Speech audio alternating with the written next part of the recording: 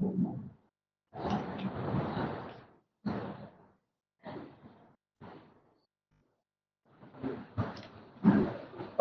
بالله من الشيطان الرجيم. بسم الله الرحمن الرحيم. ونفخ في الصور فإذا هم من الأجداث إلى ربهم ينسلون. قالوا يا ويلنا من بعثنا من مرقدنا هذا ما وعد الرحمن وصدق المرسلون. إن كانت إلا صيحة واحدة فإذا هم جميع لدينا محضرون. فاليوم لا تظلم نفس شيئا ولا تجزون إلا ما كنتم تعملون. اور سور میں پھونکا جائے گا تو وہ قبروں سے اپنے پروردگار کی طرف دوڑ پڑیں گے. فَإِذَا هُم مِّنَ الْأَجْدَاثِ إِلَىٰ رَبِّهِمْ يَنْسِلُونَ. تو وہ قبروں سے اپنے پروردگار کی طرف دوڑ پڑیں گے. قَالُوا يَا وَيْلَنَا مَن بَعَثَنَا مِن مَّرْقَدِنَا. وہ کہیں گے ہائے ہلاکت، اے ہماری ہلاکت، ہائے ہلاکت، کس نے ہمیں ہماری قبر سے اٹھایا. هذا ما وعد الرحمن وصدق المرسلون. یہ وہ چیزیں ہیں جس کا رحمان نے وعدہ کیا اور رسولوں نے سچ کہا. ان كانت الا صيحة واحدة. وہ ایک چیخ ہی ہوگی تو وہ تمام کے تمام ہمارے پاس حاضر ہو جائیں گے. فَإِذَا هُمْ جَمِيعٌ لَدَيْنَا مُحْضَرُونَ. تو وہ تمام کے تمام ہمارے پاس حاضر ہو جائیں گے. فَالْيَوْمَ لَا تُظْلَمُ نَفْسٌ شَيْئًا. بس آج کسی نفس پر ذرہ برابر ظلم نہیں کیا جائے گا. وَلَا تُجْزَوْنَ إِلَّا مَا كُنْتُمْ تَعْمَلُونَ.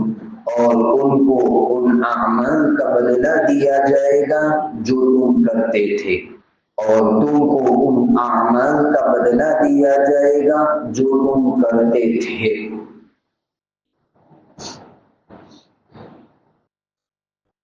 کل کی مجلس میں کفار کے دو مکالمے کا تذکرہ کیا تھا اور پھر انہوں نے ان دو مکالموں کے بعد ایمان والوں سے جس چیز کا مطالبہ کیا تھا کہ تم جس عذاب کا وعدہ کرتے ہو یا قیامت کے دن کا وعدہ کرتے ہو تو وہ کب آئے گا، تو اس کے جواب کے اندر اللہ نے اس کی کوئی تاریخ یا کوئی دن تو نہیں بتلایا، البتہ اس دن کی ہولناکی کا تذکرہ اوپر والے آیات میں ہوا. اگر ان دو مکالموں کو دیکھا جائے اور نفخہ اولا یعنی پہلے سور کے حالات کو اگر دیکھا جائے تو دو باتیں معلوم ہوتی ہے. اوپر والی آیات جن میں کفار مکہ کے دو مکالموں کا تذکرہ ہوا، ان کو ایمان کی دعوت دی گئی، ڈراتے ہوئے، عذاب سے ڈراتے ہوئے اور آخرت کے دن سے ڈراتے ہوئے، ایک مکالمہ. اور دوسرا کہ انہوں نے غریبوں کے کھلانے کے اوپر جو اعتراض کیا تھا اس کا تذکرہ ہوا. اگر ان دو باتوں کو دیکھا جائے تو ان آیات میں شفقت علی خلق اللہ یعنی اللہ کی مخلوق کے اوپر شفقت کا ایک پہلو ظاہر ہو رہا ہے. اگر ہم قرآن کریم کا پورا مطالعہ کرتے ہیں، بلکہ اگر پورے دین کو دیکھا جائے تو پورے دین میں صرف دو باتیں ملتی ہیں. اس پورے قرآن کا اگر مطالعہ کیا جائے اور پورے دین کو اگر دیکھا جائے تو صرف دو باتیں ہمیں نظر آتی ہیں. ایک التعظیم لامر اللہ اور دوسرا الشفقت علی خلق اللہ، یعنی اللہ کے اوامر، اللہ کے احکام کی تعظیم کرنا اور اللہ کی مخلوق کے اوپر شفقت کرنا، یہ دو باتیں پورے قرآن کا اگر مطالعہ کیا جائے، بلکہ پورے دین کا اگر مطالعہ کیا جائے تو صرف یہ دو باتیں ہمیں ملتی ہے۔ مثال کے طور پر نماز پڑھنے کا حکم جگہ جگہ کے اوپر دیا، یہ اللہ کی تعظیم، اللہ کے حکم کی تعظیم ہوئی۔ اگر نماز پڑھتے ہیں، نماز کا حکم دیا، نماز پڑھ لیتے ہیں، اللہ کے حکم کی تعظیم ہوئی۔ حج کا حکم دیا گیا، اللہ کے حکم کی تعظیم ہوئی۔ روزے کا حکم دیا گیا، اللہ کے حکم کی تعظیم ہوئی۔ اللہ کے ایک ہونے کو کہا گیا، اللہ کے حکم کی تعظیم ہوئی۔ زکات دینے کا حکم دیا گیا، اللہ کی مخلوق کے اوپر شفقت کرنا ہوا۔ تو اگر پورے دین کا اگر خلاصہ صرف ان دو باتوں کے اندر ہے، اور یہ دونوں باتیں کفار مکہ دھتکار رہے تھے، ان دو باتوں کا کفار مکہ انکار کر رہے تھے، اللہ کے حکم کی تعظیم کا بھی انکار کر رہے تھے کہ سب سے پہلے اللہ کے ایک ہونے کا ہی انکار کرتے تھے اور اللہ کے ساتھ دوسرے معبودات کو شریک کرتے تھے، لہذا پہلی ہی چیز کا تعظیم لامر اللہ تھا ہی نہیں، اللہ کے احکام کی تعظیم تھی ہی نہیں، اور دوسرا مخلوق کے اوپر شفقت کرنا، صلہ رحمی کرنا، یہ بھی انہوں نے انکار کر دیا کہ حضرت ابوبکر صدیق سے اعتراض کر دیا کہ تم فقیروں کو کیوں کھلاتے ہیں، کیا اللہ ان کے کھلانے کے اوپر قادر نہیں ہے؟ تمہارا تو یقین ہے کہ اللہ سب کو روزی دیتا ہے، تو پھر تمہیں ان فقیروں کو کھلانے کی کیا ضرورت ہے؟ تو یہ مخلوق کے اوپر شفقت کا بھی انکار کر دیا۔ یہ دونوں باتیں ان کے اندر موجود تھی اور یہی دونوں چیزیں دین کا خلاصہ بھی ہے، تعظیم امر اللہ، شفقت علی خلق اللہ۔ اس کے بعد اللہ نے نفخہ اولا کے حالات کو ذکر کیا۔ کل کی مجلس میں اس کا تذکرہ ہوا تھا کہ جب پہلا سور پھونکا جائے گا تو پوری دنیا تہس نہس ہو جائے گی، اور اس کے 40 سال کے بعد دوسرا سور پھونکا جائے گا، جس کا تذکرہ قرآن نے ان آیات میں کیا ہے جو ابھی تلاوت کی گئے۔ جب پہلا سور پھونکا جائے گا تو اس کے بعد تمام کے تمام ہلاک ہو جائیں گی، حتیٰ کہ آسمان کے اندر بھی جتنی مخلوقات موجود ہے ان تمام کے اوپر بھی موت سوار ہو جائے گی، حتیٰ کہ سب سے قریبی جو فرشتہ حضرت جبرائیل علیہ السلام، اسرافیل علیہ السلام، میکائیل علیہ السلام، اسرائیل علیہ، یہ جتنے ہیں ان تمام کے اوپر بھی موت واقع ہو جائے گی۔ اخیر کے اندر حضرت جبرائیل علیہ السلام کے اوپر بھی موت کو طاری کر دیا جائے گا، اور اس وقت اللہ رب العزت کی طرف سے اعلان ہوگا لمن الملک اليوم، بتلاؤ اب آج کس کی حکومت ہے، اب آج کس کی حکومت ہے؟ للہ الواحد القہار، اللہ رب العزت کی جو ایک ہے، غالب ہے، لہذا ہر مخلوق کو ختم کرنے کے بعد پھر اللہ کی طرف سے اعلان ہوگا لمن الملک اليوم، کس کی حکومت ہے بتاؤ، اور اس کے بعد پھر 40 سال کے بعد عرصہ گزر جائے گا اور سب سے پہلے حضرت اسرافیل علیہ السلام کو بیدار کیا جائے گا، ان کو زندہ کیا جائے گا۔ حضرت اسرافیل علیہ السلام کو زندہ کرنے کے بعد پھر ان کو سور پھونکنے کا حکم دیا جائے گا، جس کے نتیجے کے اندر پھر تمام کے تمام لوگ زندہ ہو جائیں گے، آسمان کے اندر جتنے فرشتے موجود ہیں اور قریبی جو فرشتے موجود ہیں وہ بھی زندہ ہو جائیں گے، اور اس کے بعد پھر اس بارش کا تذکرہ جو میں نے اس سے پہلے کیا تھا، اس کے بعد پھر اللہ کی طرف سے عرش کے نیچے سے ایک بارش نازل ہوگی، اور اس بارش کے نتیجے کے اندر لوگ اپنی اپنی قبروں سے اس طرح اٹھ کر دوڑتے ہوئے ہوں گے جس طرح کے ایک بیج سے گھاس کی کمپل نکلتی ہے۔ اور اس کا تذکرہ میں نے گزشتہ مجلسوں میں کیا تھا کہ انسان جب مر جاتا ہے تو اس کی پوری باڈی اور اس کا پورا جسم تو سڑ جاتا ہے، البتہ اس کی ریڑھ کی ہڈی کے اندر جو ایک قسم کا گودا ہے وہ گودا معمولی ہے، بیج کی طرح وہ نہیں سڑتا ہے، زمین اس کو نہیں کھاتی ہے. کل قیامت کے دن جب بارش ہوگی تو ہر انسان کا جو بیج ہوگا اسی بیج سے انسان زندہ ہو جائے گا اور اسی سے پھر لوگ اپنی اپنی قبروں کے اندر سے اٹھ کھڑے ہوں گے. روایات کے اندر آتا ہے سب سے پہلے نبی اکرم صلی اللہ علیہ وسلم اپنی قبر مبارک سے اٹھیں گے. جب لوگ قبروں سے اٹھیں گے فرشتوں کو پہلے زندہ کر دیا جائے گا اور اس کے بعد پھر بارش نازل ہوگی. تو بارش نازل ہونے کے بعد سب سے پہلے اگر جس کی قبر پھٹے گی تو وہ نبی اکرم صلی اللہ علیہ وسلم اپنی قبر مبارک سے سب سے پہلے اٹھیں گے. آپ کے داہنے ہاتھ کے اندر حضرت ابوبکر صدیق رضی اللہ تعالیٰ عنہ کا ہاتھ ہوگا.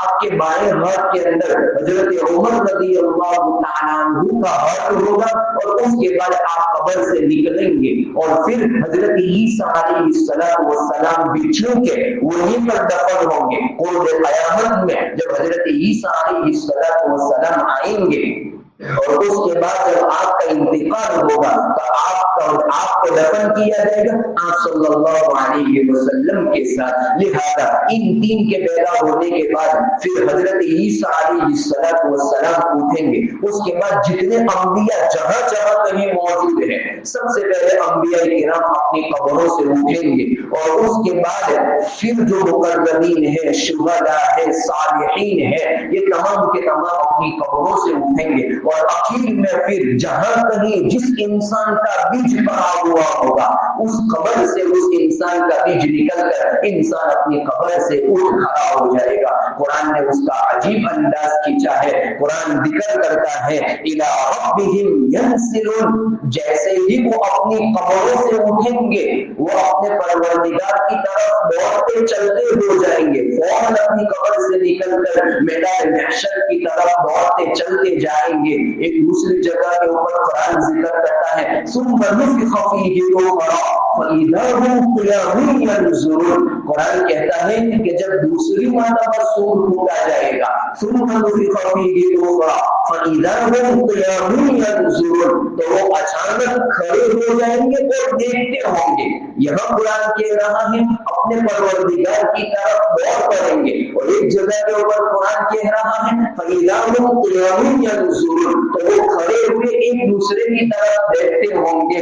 حضرات مفسرین فرماتے ہیں یہ کوئی بعید بات نہیں ہے. جیسے ہی پہلے ابتدا کے اندر لوگ اٹھیں گے تو ایک دوسرے کی طرف کھڑے کھڑے دیکھتے ہوں گے اور پھر اس کے بعد فرشتوں کی جس جانب سے آواز ہوگی اس جانب پھر لوگ دوڑ پائیں گے. اسی لیے تو روایت کے اندر آتا ہے اور قرآن کی دوسری آیات سے پتا چلتا ہے کہ فرشتے پیچھے سے بھاگ کر میدان محشر کی طرف لوگوں کو لے جائیں گے اور پھر ایک جگہ کے اوپر اللہ رب العزت تمام کو جمع کر دیں گے. اور یہی ہوا بعد الموت, موت کے بعد دوسری مرتبہ اٹھنا اور یہ کیفیت ہوگی اٹھنے کی دوسری مرتبہ. قرآن کہہ رہا ہے اور اس کے بعد تمام کے تمام ننگے ہوں گے.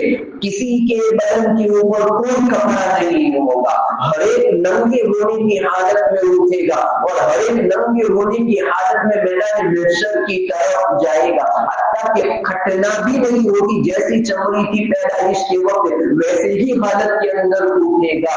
حضرت عائشہ رضی اللہ تعالی عنہا نے ایک مرتبہ نبی اکرم صلی اللہ علیہ وسلم سے پوچھا کہ جب اس طرح لوگ تمام کے تمام ننگے ہوں گے تو شرم کتنی آئے گی, ہر ایک ننگا ہوگا. اس موقع پر اللہ کے رسول صلی اللہ علیہ وسلم نے فرمایا حالات ہی ایسے ہوں گے اور ایسی گھبراہٹ ہوگی کہ ایک دوسرے کی طرف دیکھنے کی کسی کو فرصت ہی نہیں ملے گی اور ایک دوسرے کی طرف کسی کو دیکھنے کی ہمت ہی نہیں ہوگی تو پھر شرم کی کوئی بات ہے ہی نہیں. اور اس کے بعد سب سے پہلے جو کپڑا پہنایا جائے گا وہ حضرت ابراہیم علیہ السلام کو سب سے پہلے کپڑا پہنایا جائے گا اور اس کے بعد نبی اکرم صلی اللہ علیہ وسلم کو کپڑا پہنایا جائے گا. یہ روایات کے اندر یہ باتیں آ رہی ہے کہ یہ کا مطلب یہ ہوا قرآن اسی کو ذکر کر رہا ہے الی ربہم ینسلون, لوگ اپنی قبروں سے اٹھ کر اپنے پروردگار کی طرف دوڑ پڑیں گے. قالوا یا ویلنا من بعثنا من مرقدنا, जैसे ही लोग कब्रों से उठेंगे तो मोमिनीन तो फरिश्तों की आवाज के ऊपर जल्दी जल्दी अपनी जगह की तरफ दौड़ पड़ेंगे, लेकिन जो कुफ्फार मुशरिकीन होंगे वो फौरन अपनी कब्रों से उठकर ये जुमला कहेंगे, हाय हमारी हलाकत, हमको हमारी कब्र से किसने उठाया, हमको हमारी कब्र से किसने उठाया। इस आयत की तफसीर करते हुए हजरत मुफस्सिरीन फरमाते हैं कि दरअसल में बरज़ख की जिंदगी में काफिरों को अदाब तो हो रहा है, मुशरिकों को अदाब तो हो रहा है। इंसान जब कब्र के अंदर जाता है, याद रखें ये कब्र उसकी असली जगह नहीं है, ये तो सिर्फ उसकी बॉडी और उसके बदन को रखा गया है। उसकी रूह जहां पर पहुंचती है वही उसकी असली कब्र है। लिहाजा आला इल्लियीन के अंदर मोमिनीन की रूहें जमा होती है और सिज्जीन के अंदर कुफ्फार की रूहें जमा होती है। अब आमतौर पर ये सवाल किया जाता है कि काफिरों की बहुत सी लाशों को तो जला दिया जाता है या डुबो दिया जाता है, तो फिर इनको आदाब कब्र कैसे होगा और इनको आदाब कब्र कैसे हो रहा है, बॉडी तो है ही नहीं और आदाब दिया जाएगा तो वो तो बॉडी को आदाब दिया जा रहा है और बॉडी तो है नहीं, जिस्म तो है उसको तो जला दिया गया है, तो फिर आदाब किसको हो रहा है। हजरत मुहद्दिसीन ने लिखा है कि दरअसल आदाब जो हो रहा है वो असल रूह को आदाब हो रहा है, रूह को असल आदाब हो। और उसकी जाती मिसाल ये है कि अगर किसी इंसान के जिस्म के अंदर अगर शल हो गया हो, यानी अगर किसी इंसान के जिस्म में हिस्स बाकी न रही हो, तो हम देखते हैं कि उसके जिस्म को जितना भी मारा जाता है कोई तकलीफ नहीं होती है। मालूम होता है कि असल तकलीफ जो होती है वो रूह को होती है। इसीलिए तो जिस जगह की रूह है, अगर कांटा भी चुभता है तो फौरन इंसान खड़ा हो जाता है, और अगर ऐसी जगह जहां पर इंसान का बदन शल हो गया हो, बेहोश हो चुका हो, किसी किस्म की कोई हिस्स बाकी न रही हो, तो फिर उस इंसान के जिस्म में चाहे कितनी सुइयां चुभती है, कांटे चुभते, लेकिन कोई असर नहीं होता है। ये इस बात की दलील है कि आदाब जो होता है वो रूह को आदाब दिया जाता है और उसका थोड़ा सा कॉन्टेक्ट ताल्लुक जिस्म के साथ भी बाकी रखा जाता है, वरना असल सजा और असल आदाब तो रूह को दिया जाता है। इसलिए असल कब्र जो होती है उसकी रूह जहां पर जाती है वही उसकी असल कब्र है। इसलिए फौरन ही जैसे ही वो कुफ्फार उठेंगे तो फौरन ये कहेंगे कि हमारी कब्र से हमको किसने उठाया, इसलिए कि बरज़ख के आलम में इनको जो सजाएं दी जाएगी वो मामूली हल्की सजाएं होगी उन सजाओं के मुकाबले में जो इनको कल कयामत के दिन जहन्नम में दी जाएगी। इसलिए कि जहन्नम की सजाओं के मुकाबले में अज़ाबे कब्र की जो सजा है वो मामूली सजा है, वो कोई जहन्नम की सजा है, उसका मुकाबला कर ही नहीं सकती है। इसलिए इनको ये होगा कि हम तो इतनी राहत के अंदर, हालांकि मामूली सजाएं मिल रही थी, लेकिन चूंकि वो जहन्नम की सजाओं को देखेंगे तो इनको महसूस होगा कि इतनी बड़ी सजाएं हम तैयार हैं, तो ये सजा जो कब्र में हो रही थी उनको मामूली लगेगी। इसलिए वो कहेंगे कि हाँ, हमें इतने आराम से सोए हुए थे, लेकिन हमें किसने जिंदा किया, हमें किसने दूसरी मर्तबा उठाया। और दूसरे हजरत मुफस्सिरीन फरमाते हैं कि जब पहला सूर फूका जाएगा और दूसरा सूर फूका जाएगा, इन दोनों के दरमियान 40 साल का फासला है। इसलिए जब पहला सूर फूका जाएगा तो जितनों को अज़ाबे कब्र होता होगा उन तमाम से अज़ाबे कब्र हटा लिया जाएगा, उठा लिया जाएगा। गोया कि 40 साल तक इनको किसी किस्म का कोई आदाब नहीं होगा। अब जब दूसरी मर्तबा सूर फूका जाएगा तो वो तो आराम से सोए हुए थे, इसलिए कि किसी किस्म का कोई आदाब था नहीं। अब चूंकि आदाब आने वाला है इसलिए वो कहेंगे कि अब हमें किसने उठाया कि हमें तो इतनी आराम और राहत से सो रहे थे तो हमें दूसरी मर्तबा किसने उठाया? अल्लाह रब्बुल इज्जत ने ये जवाब देते हुए फरमाया, कोई जवाब करता सिर्फ इतना कहा जाना वa'दर रहमान, ये वही चीज है जिसका रहमान ने वादा किया था। यानी अल्लाह रब्बुल इज्जत ने तुमसे दुनिया में वादा किया था ना कि हम तुमको दूसरी मर्तबा उठाएंगे, ये वही वादा है। हम उसी वादे को पूरा कर रहे हैं और हमारे रसूलों ने भी सच कहा। वसदक़ल मुरसलून, हमने जितने अंबिया को भेजे थे, हमने जितनी किताबें भेजी थी, उन तमाम किताबों में, उन तमाम रसूलों ने आपसे जो कहा था कि एक दिन दोबारा मरकर बेदार होना है, उठना, ये वही चीज है। लिहाजा कुरान इनका जवाब देते हुए कल यही कहा जाएगा, ये कोई नई चीज नहीं है, ये तो अल्लाह रब्बुल इज्जत ने उनसे जो वादा किया था वही वादा अल्लाह पूरा कर रहा है। रसूलों ने जो तुमसे कहा था वही सच बात तुम्हारे सामने जाहिर हो रही है। अल्लाह फरमाते हैं ये दूसरी मर्तबा भी हम जब लोगों को उठाएंगे, इसमें भी हमें कोई ज्यादा मशक्कत उठानी नहीं पड़ेगी, बल्कि वही एक चीख ही होगी जिसके जरिए हम तमाम को हमारे सामने हासिल कर देंगे। अल्लाह फरमाते हैं पहली मर्तबा को हलक किया तो इसमें भी हमें कोई बड़ा काम करना नहीं पड़ा, एक चीख के जरिए पूरी दुनिया को हलक कर दिया। और दूसरी मर्तबा जब हमारे सामने हम हाजिर करेंगे, इसमें भी हमें कोई बड़ा काम नहीं करना पड़ा, बल्कि वो भी सिर्फ एक चीख होगी, तो तमाम के तमाम हमारे सामने हाजिर हो जाएंगे। और उस वक्त जैसे ही मैदान महशर के अंदर हाजिर होंगे, सबसे पहला ऐलान ये होगा,